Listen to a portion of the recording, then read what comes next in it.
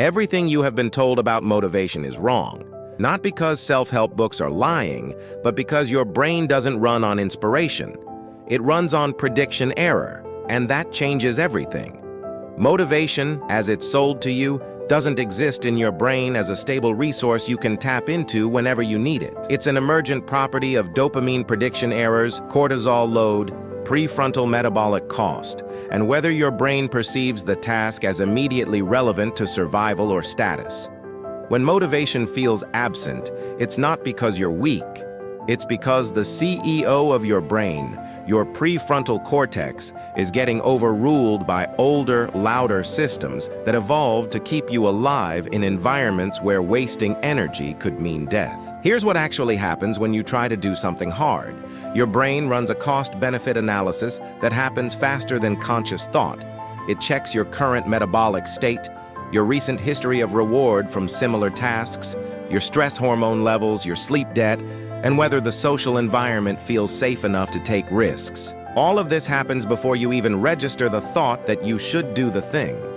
What we call motivation is just the subjective experience of that entire calculation landing on yes. When it lands on no, we assume something is wrong with us. That assumption is the problem. Your prefrontal cortex tries to override what your limbic system has been screaming at you for 200,000 years, which is this: conserve energy, avoid pain, seek immediate reward. That's not a character flaw. That's your biological machinery doing exactly what kept your ancestors alive.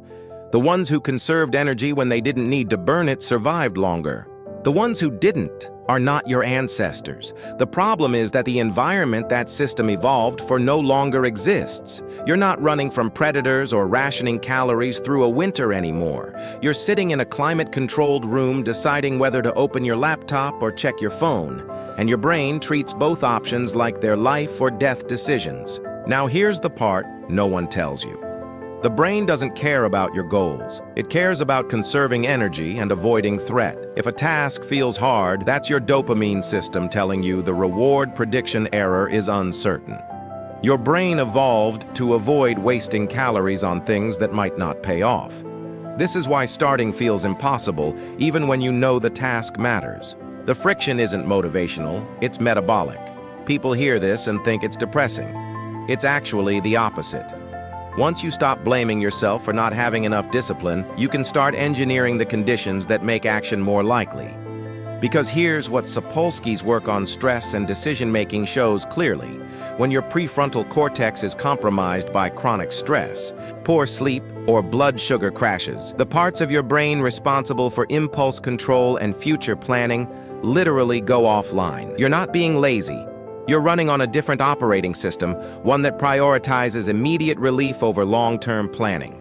And that system was shaped over millions of years to keep you alive in environments where tomorrow wasn't guaranteed. This is where biology changes the story. Your brain releases dopamine not when you get the reward, but when you predict you will get it. That prediction is based on past experience. If you have repeatedly tried something and failed, your reward prediction system downgrades the expected value of that action. This is not laziness. This is your biological machinery protecting you from wasting energy on low-probability outcomes. So motivation becomes harder to access not because you're weak, but because your brain is running a cost-benefit analysis in the background and concluding the math doesn't work. Think about it this way. The same system that makes you scroll through your phone for 2 hours can't get you to work on the thing that actually matters to you. This is why opening Instagram feels effortless, but opening the laptop feels like lifting concrete. Your reward prediction system runs cost-benefit analyses constantly. Scrolling costs almost nothing and delivers micro hits of novelty. The hard thing costs energy up front with rewards that are delayed, uncertain, and often abstract. Your brain wasn't designed for delayed gratification at scale.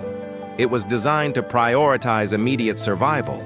So when you feel that wall of resistance before starting something difficult, that's your biological machinery doing exactly what it evolved to do, conserving energy for threats that feel more urgent than long-term goals. Now here's where people usually get it wrong. They think the problem is not wanting it enough, that if they just felt motivated, If they just cared more, the resistance would disappear. But motivation isn't a battery you recharge with inspirational content.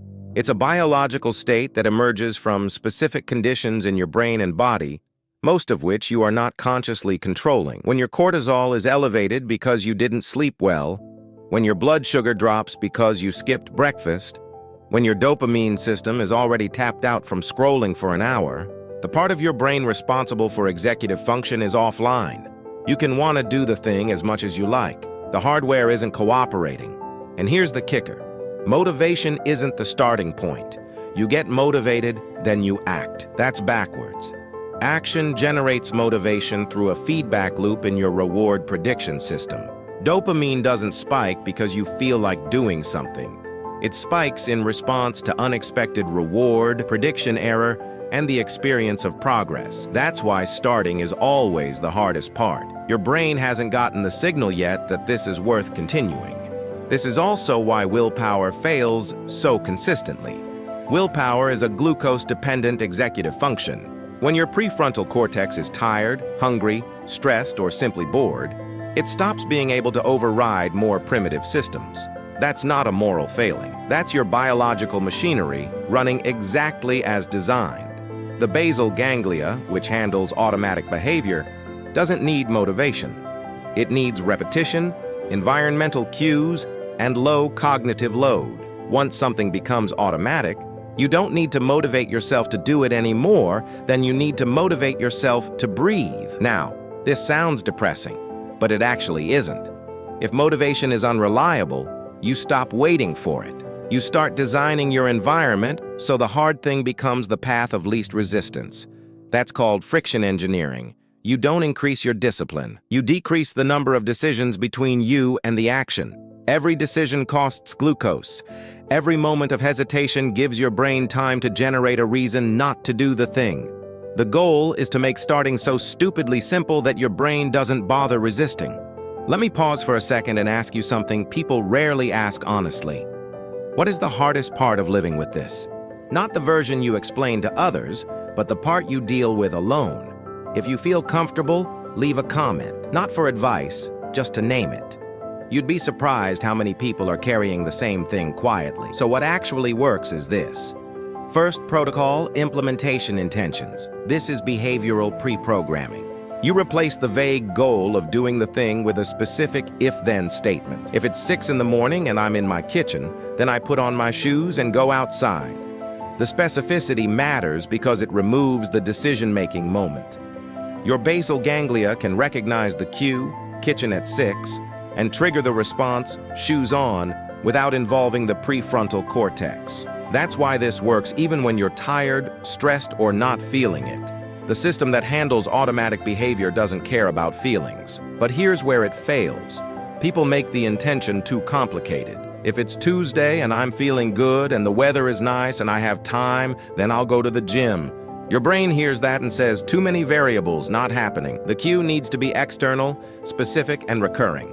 Time and place are your best options. The action needs to be the smallest possible version of the thing. Not work out for an hour. Put on gym clothes. Not write a chapter. Open the document. Once you start, the dopamine feedback loop kicks in and continuation becomes easier than stopping. But you have to get past the starting threshold. And that only happens when you make the entry cost low enough that your prefrontal cortex doesn't bother arguing. Second protocol, temptation bundling. This is about pairing the hard thing with something your reward prediction system already wants. You only listen to your favorite podcast while running. You only get your expensive coffee after sending the difficult email. The key is that the reward has to be immediate and contingent. Delayed rewards don't work because your dopamine system doesn't predict far enough ahead to care. If you promise yourself a vacation after 3 months of discipline, your brain treats that as irrelevant. If you give yourself 10 minutes of something you enjoy immediately after doing the thing you avoid, your brain starts associating the hard thing with the reward prediction signal. Over time, the hard thing itself becomes less aversive because the dopamine response shifts forward in time. That's classical conditioning. That's Pavlov. Your brain isn't special. It responds to the same laws as every other mammalian reward system. Where this fails is when people don't enforce the contingency. If you get the coffee anyway, the brain stops linking the reward to the behavior. If you listen to the podcast while sitting on the couch, running stops being necessary for the dopamine hit. The rule has to be airtight. That sounds rigid, but rigidity is the point. You're training an automatic response, not negotiating with yourself every time. If this made sense to you, it's not because you're broken, it's because your brain is doing exactly what it evolved to do in the wrong environment. Understanding the system doesn't remove responsibility. It gives you leverage over it, and leverage is where real change starts. If this way of thinking helps you see yourself more clearly,